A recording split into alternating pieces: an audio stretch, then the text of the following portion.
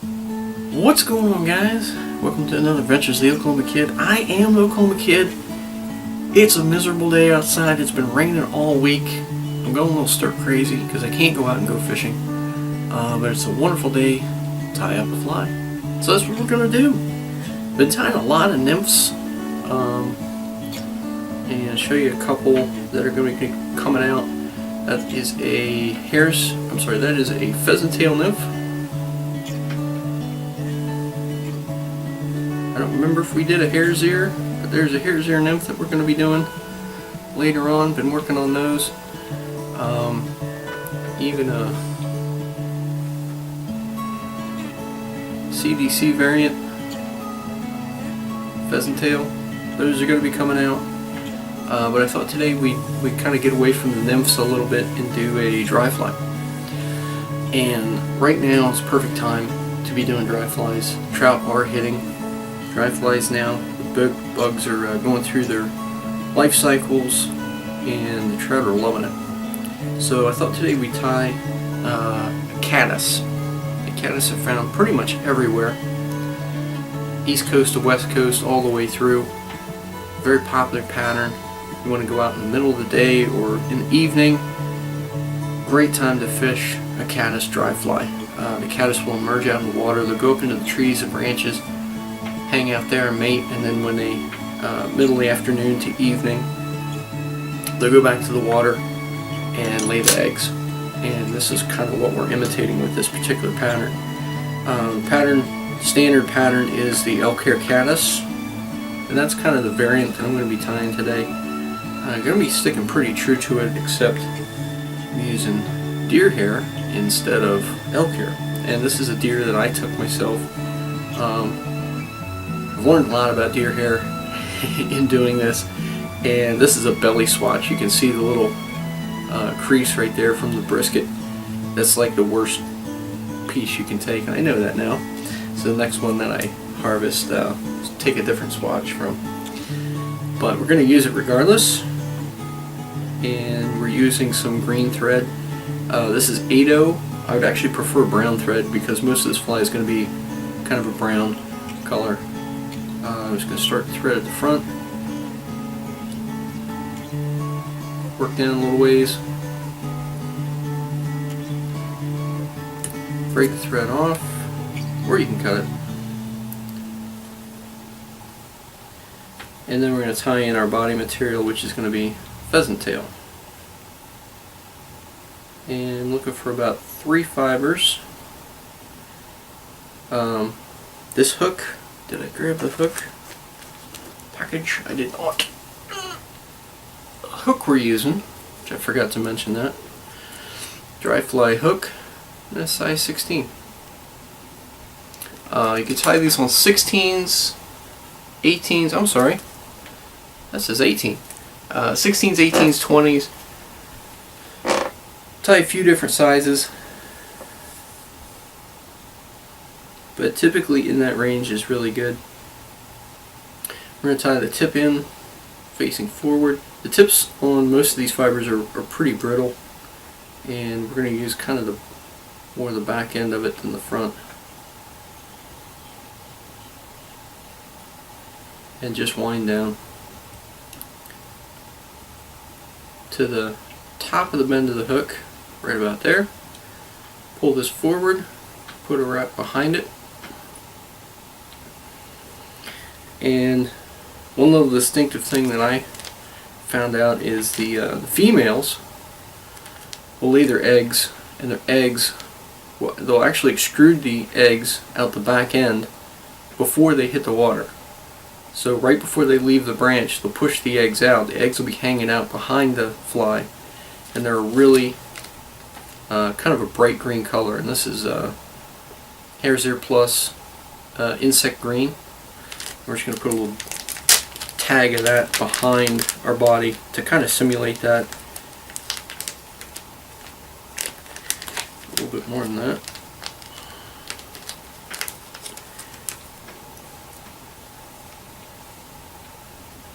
So we just dub this on and put a tag of this behind our body material to kind of simulate that egg sac. I don't know how insanely important this is. You could probably skip this step and catch just as many, but for a little bit more authenticity, this is the way I've been tying them for a little bit. And it shouldn't be really hairy, have like lots of strands hanging out. You can see a couple strands there, which I'm going to cut off. Should just be a tight little ball.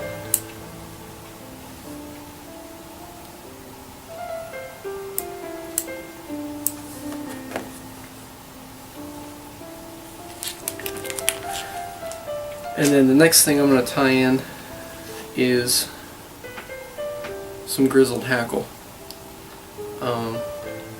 This is going to kind of be the legs of the insect. It's also going to help hold up the deer hair. I'll just tie this in forward. It's going to end up being kind of a little bit sparse. I'm not going to use a ton of it, so this one feather you get several flies out of. Trim the end off there, and I want to stop just a little ways behind the eye hook. Okay, that's what I meant to say. Put a little half hitch in there, and then I'm going to use hackle pliers to wind my body material up.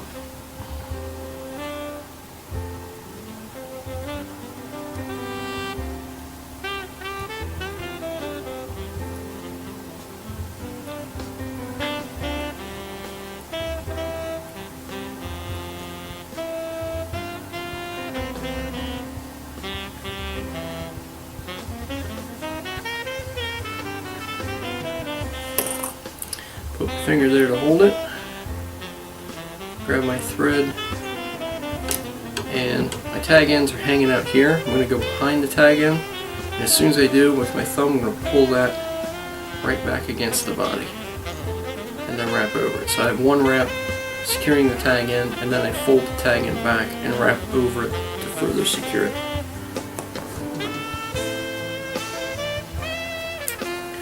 We'll snip that off.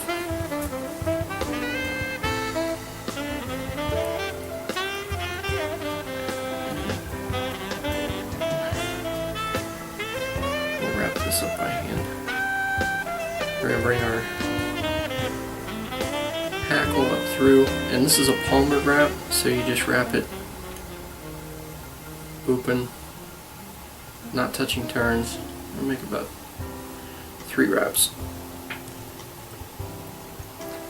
Bring it up, cross it over.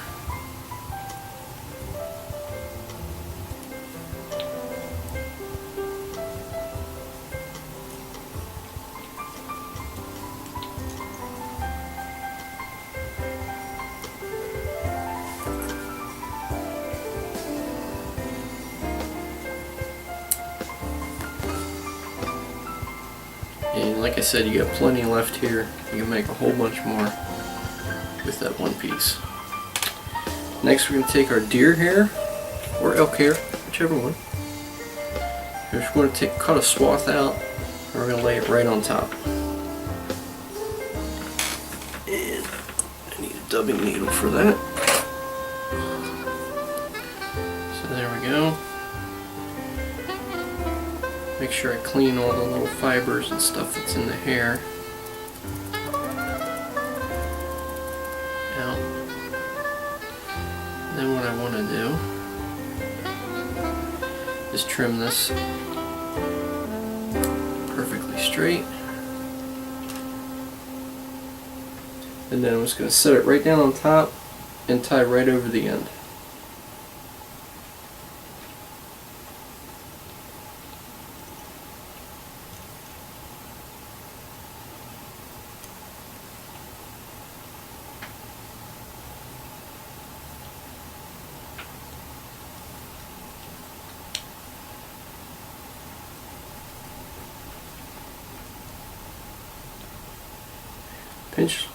Pinch loop,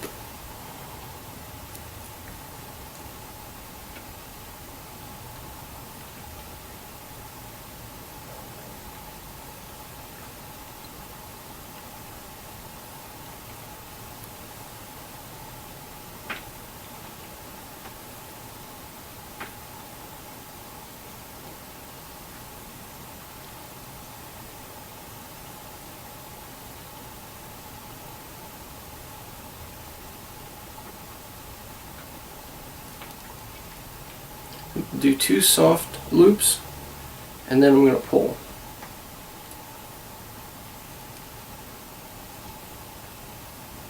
Two more soft loops and pull. And the whole time I'm holding the hair in place so it doesn't spin around the hook.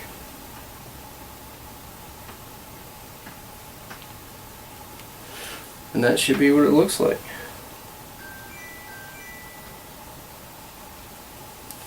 Make sure it's right up on top.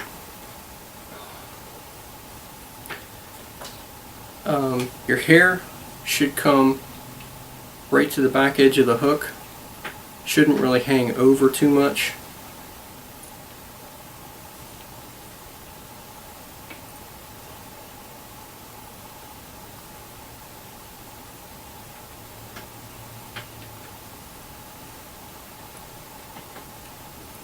And then whip finish.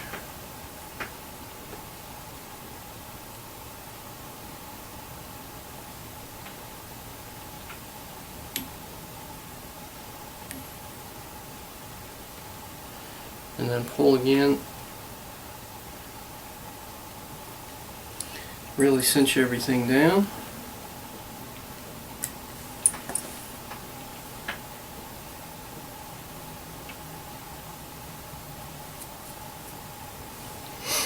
And there's your elk hair caddis. And what the trout will see from the bottom, I don't really have the camera positioned correctly. Maybe I can move this out a little bit further. Is just kind of a tube on the bottom of brown, a few legs hanging down, and then just a little hint of a wing on top. That's what they'll see. What you'll see is fishing it is this nice big tuft of hair. You'll be able to see this fly really well. Deer hair is hollow. It naturally floats. So you don't need to put a lot of floating on this. You have a nice little round head on the front. You have that little green egg sac on the back. Should catch you some fish. We'll zoom in, get you a little closer look at this. Pretty easy to tie up. Tie up a bunch of these, head out, catch some fish. Like I said, middle of the afternoon to evening is when the adults are going to come back. And that's a great time to fish them.